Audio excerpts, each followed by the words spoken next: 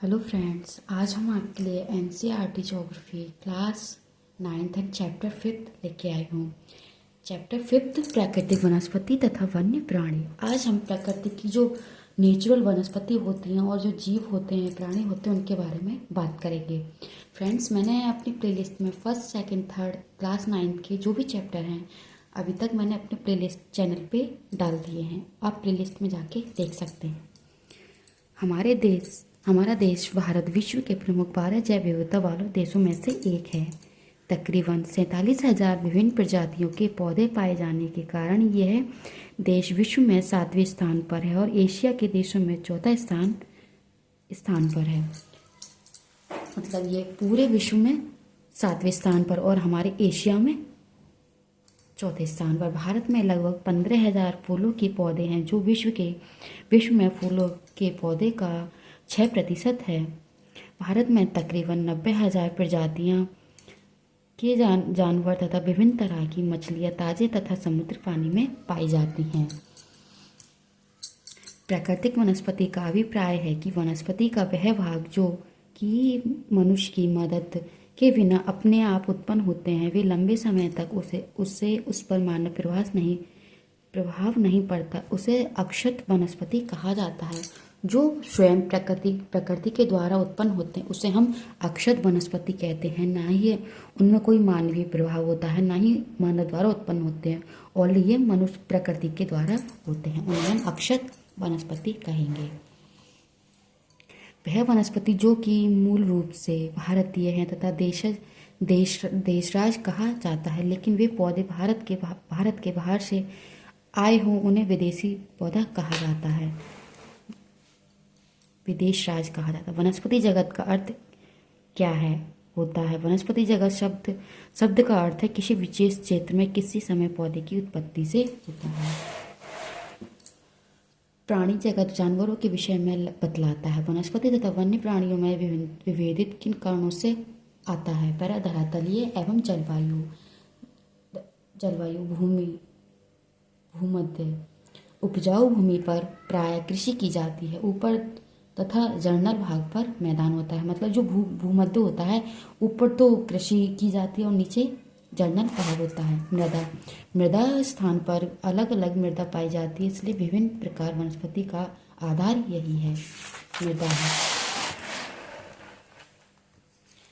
वनस्पति प्रकार। वनस्पति को हमने 5 भागों में बांटा है। पहला, उष्ण कटिबंधीय सदाबहार वन, उष्ण कटिबंधीय पर्णपाती वन, उष्ण कटिबंधीय कटेली वन तथा झाड़ियाँ, और चौथा पर्णपाती वन, और 5वां मैंग्रोव वन। उष्ण कटिबंधीय वन या वर्षा वन, इन वनों में वृक्ष 60 मीटर या इससे ज़्यादा ऊंचाई तक पहुंचते हैं। ये वन वर्ष भर हरे भरे रहते, मतलब सदा हरित रहते हैं। इन वनों में पाए जाने वाले व्यापारिक महत्व के कुछ वृक्ष अबुनास, एवोनिया, राजवाड़ा, मोहगानी, रबड़ तथा सिकोना के पौधे पाए जाते हैं। ये उन क्षेत्रों में भली भांति विकसित होते हैं जहां 20 सेंटीमीटर से ज़्यादा वर्षा के साथ एक अल्प समय के लिए शुष्क ऋतुएं पाई जाती हैं। उष्ण कटिबंधीय पर्णपाती वन, ये भारत में सबसे विस्तृत क्षेत्र में फैला हुआ वन है। इन मानसून वन भी कहते हैं, मतलब यहाँ वर्षा अधिक होती है, और ये उन क्षेत्रों में विस्तृत हैं जहाँ 70 सेंटीमीटर से 200 सेंटीमीटर तक वर्षा होती है। इस तरह के वनों में वृक्ष शुष्क ग्रीष्म ऋतु में 6 से 8 सप्ताह हेतु अपनी पत्तियां गिरा देते हैं। मतलब इन पे ज़्यादातर पत्ती गिरती रहती हैं, जैसे कि पतझड़ में, पर ये सदा पत्ती गिरते रहते हैं। वनों की आर्द्र तथा सूक्ष्म पर्णपाती वनों में विभक्त किया जाता है। इनमें से आर्द्र या नम पर्णपाती वन उन क्षेत्रों में पाए जाते हैं जहाँ 100 सेंटीमीटर से 200 सेंटीमीटर तक वर्षा होती है, जैसे बांस, साल, शीशम, चंदन, खैर, कुसुम, अर्जुन तथा सहसूत के वृक्ष व्यापारिक महत्व वाली प्रजातियां देखने को मिलती हैं। शुष्क वन उन क्षेत्रों में पाए जाते हैं जहां 70 सेंटीमीटर से 100 सेंटीमीटर के मध्य जो बीच में वर्षा होती है उसे शुष्क पर्णपाती वन कहते हैं। कटेली वन या झाड़ियाँ, जिन क्षेत्रों में 70 सेंटीमीटर से कम वर्षा होती है वहाँ प्राकृतिक वनस्पति में कटीले वन और झाड़ियाँ पाई जाती, जैसे कि Gujarat, Rajasthan, Chhattisgarh, MP, Haryana, UP, acacia, खजूर, पम, यूफ्रोविया तथा नागफनी, कटेलिया ये मनुष्य की पादप प्रजातियां हैं। मतलब जहाँ पे वर्षा कम होती है वहाँ पे नागफनी, यूफोरविया ये पौधे पाए जाते हैं, जैसे गुजरात में, राजस्थान में। इन वनों के पेड़ बिखरे हुए होते हैं। इनकी जड़ लंबी तथा जल की तलाश में चारों तरफ फैली होती हैं। पर्वतीय वन 1000 मीटर से 2000 मीटर की ऊंचाई वाले क्षेत्र में आर्द्रशीतोष्ण कीटबंदी जंगल पाए जाते हैं।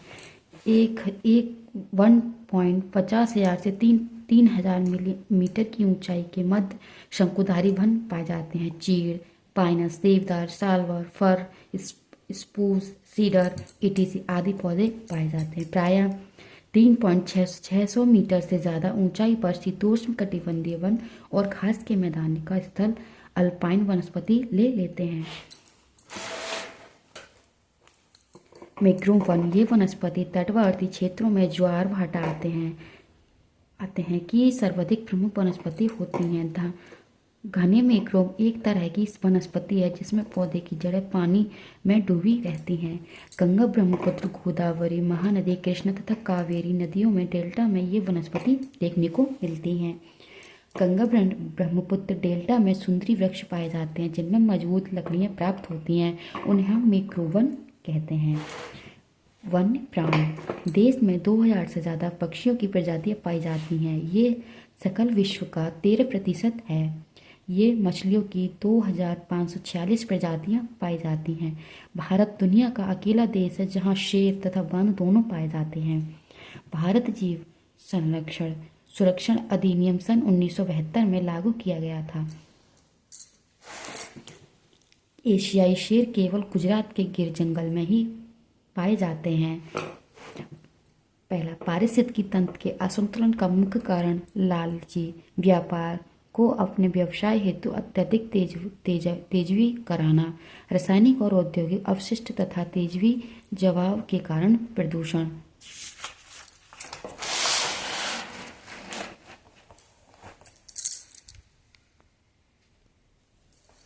विदेशी प्रजातियों का प्रवेश, कृषि तथा निवास के लिए जंगलों के अंधाधुंध कटाई, पारिस्थितिकी तंत्र के असंतुलन का कारण।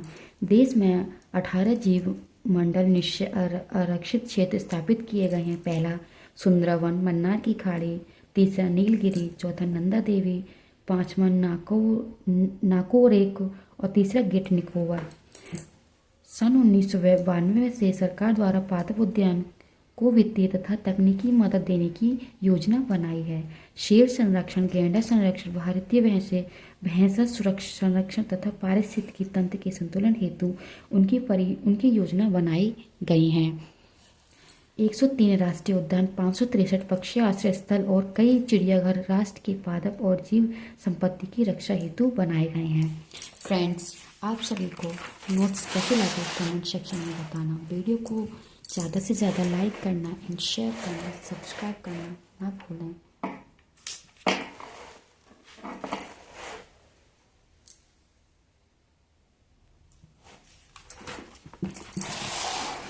आपको मैं एक बार दिखा देती हूँ ताकि आप नोट्स अच्छे से बना सकें। फ्रेंड्स, बाकी अगर 6, 7, 8 जिस class history and polity geography की नोट्स चाहिए आप मेरे चैनल पर जाके देख सकते हैं। And thank you.